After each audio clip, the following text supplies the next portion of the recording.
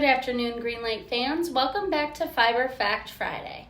My name is Liv, and this week I am going to go over the nuances of installations and under construction in the winter months.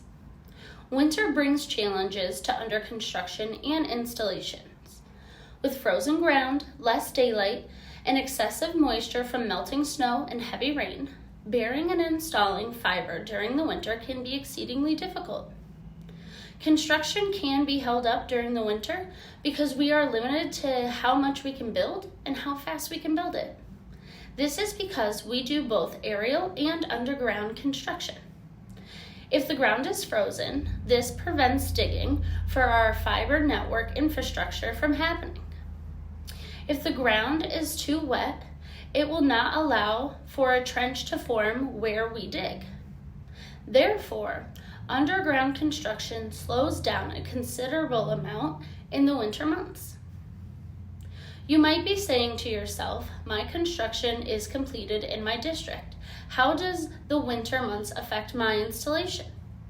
As we have covered, winter poses some challenges for outside work. This is why we often use temporary drops.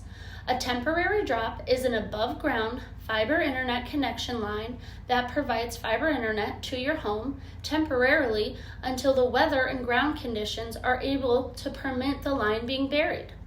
Once our construction crew can, they will come back out and bury your line. Although we face challenges during the winter, we still work diligently to do what we can when we can. Our construction and installation teams work all year round so we can get as many districts built and homes installed with New York's fastest fiber internet as possible.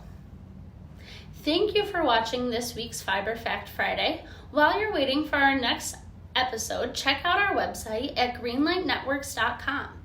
Check out our Total Managed Wi-Fi page and leave any questions you might have in the comments below. Have a great day.